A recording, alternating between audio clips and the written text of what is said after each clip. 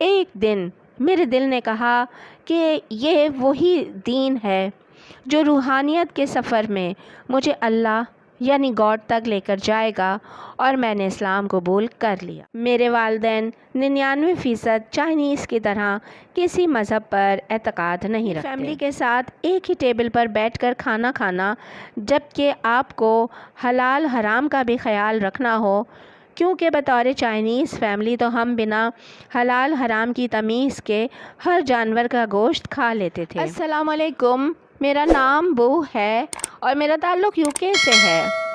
میں نے 1 سال پہلے یعنی 2022 میں اسلام قبول کر لیا ہے۔ میں پیشے کے اعتبار سے فائن آرٹس کی ٹیچر ہوں۔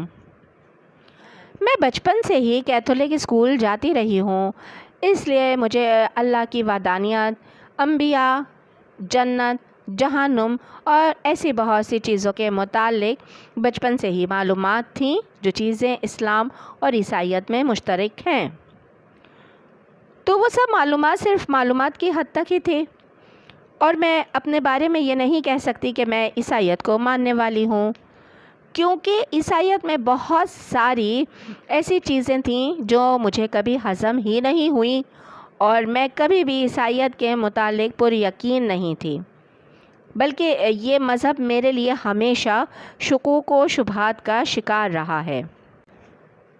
یہ تقریباً آج سے 6 سال پہلے کی بات ہے، یعنی تقریباً 2016 کی بات ہے کہ میں نے روحانیت کی تلاش میں مختلف مذاہب کو اسٹڈی کرنا شروع کیا، کیونکہ میں جانتی تھی کہ روحانیت اور قلبی سکون والا مذہب ہی آپ کو گاڈ یعنی اللہ سے ملا سکتا ہے۔ تو میں نے بدھ مت، تاؤ مت، ہندو مت اور ہر اس مذہب کے متعلق تحقیق شروع کر دی جو کہ اپنے آپ میں روحانیت کے دعوے کرتا تھا، اور ان سب مذاہب کو پڑھنے کے بعد میں اس نتیجے پر پہنچی کہ یہ سارے مذہب ان تمام دعووں کی لاجک اور عقلی دلیل دینے میں فیل ہے جو دعوے یا اپنے مذہب کی حقانیت کے متعلق کرتے ہیں۔ تو میں ایسے مذہب پر کیسے ایمان لے آؤں جو مذہب اپنے عقائد پر عقلی دلیل دینے میں فیل ہے؟ پھر اسی دوران میری ملاقات ایک مسلمان سے ہوئی جو کہ کسی شیخ کو فالو کرتے تھے۔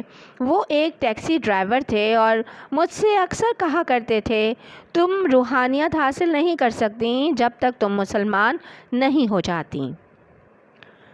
اسلام کے متعلق میری معلومات کچھ بہت زیادہ نہیں تھی، بس یہ کہ اسلام ایک مذہب ہے اور اس مذہب کے ماننے والوں کی تعداد کافی زیادہ ہے، اور کچھ ممالک ایسے ہیں جہاں یہ کثرت سے پائے جاتے ہیں، اس لیے ان ممالک کو مسلم ممالک کہتے ہیں۔ تو ایک مرتبہ میں اسٹار فورڈ اسٹیشن پر گئی، وہاں ایک مسلم شخص مفت قرآن تقسیم کر رہا تھا، تو میں نے سوچا کہ چلو مفت ہے تو ایک لے لیتے ہیں، اس سے مجھے اسلام کے متعلق جاننے میں مدد ملے گی۔ تو میں نے وہ مفت قرآن حاصل کر لیا، اور وہ مفت قرآن ہی میرے اسلام قبول کرنے کا ذریعہ بنا۔ جب میں نے قرآن کو انگلش ترجمے کے ساتھ پڑھنا شروع کیا تو وہی میرے بچپن والی کیتھولک اسکول کی تعلیمات میرے دل میں زندہ ہونا شروع ہو گئیں، یعنی اللہ کی وحدانیت پر ایمان، انبیاء پر ایمان، فرشتوں پر ایمان، جنت، جہنم پر ایمان۔ یہ تو وہ سب چیزیں تھیں جن پر میں بچپن سے ایمان لا چکی تھی، اور قرآن بھی انہی چیزوں کی طرف رہنمائی کر رہا تھا۔ پھر میں اسلام کے متعلق تجسس کا شکار ہوتی گئی، اور یہ تجسس مجھے مزید مطالعے اور مزید معلومات کی طرف لے گیا۔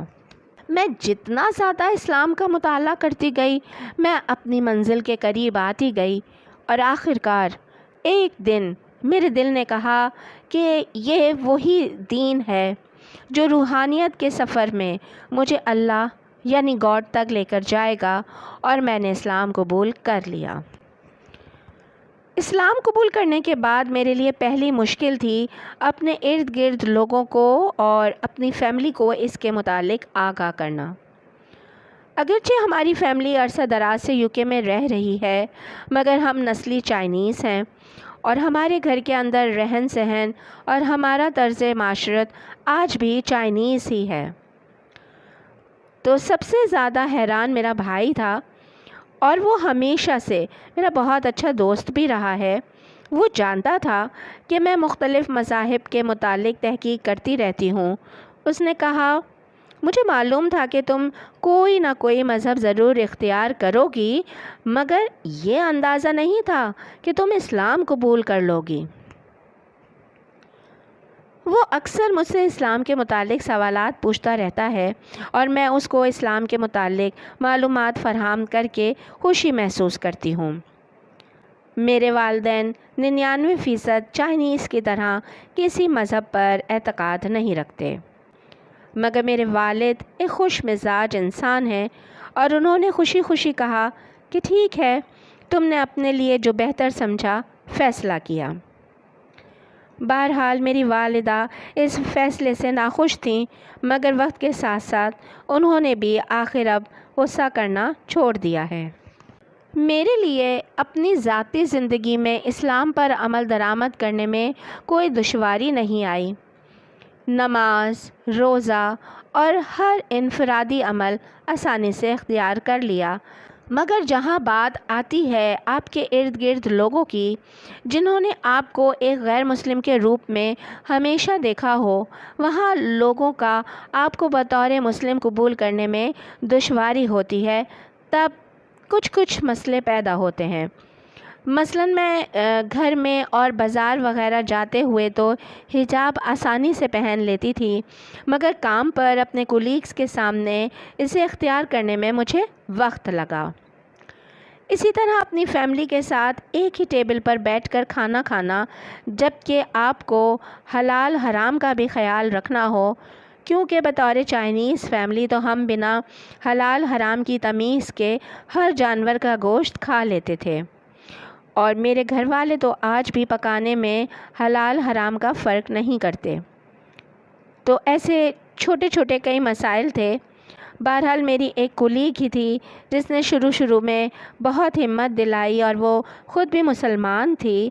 اس نے مجھے شروع کے ان مسئلوں سے نکلنے میں بہت مدد فراہم کی۔ میں آپ کو ایک بات بتاؤں کہ کبھی کبھی ہم اپنی گفتگو میں کچھ ایسی بات کہہ جاتے ہیں جو دوسروں کے دماغ میں سوچ کے بیج بو دیتی ہے، اور میرے دماغ میں اسلام کے متعلق سوچ کا بیج اس ٹیکسی ڈرائیور کے جملے نے ڈالا تھا جو کہتا تھا کہ تم اسلام کے بغیر روحانیت حاصل نہیں کر سکتی۔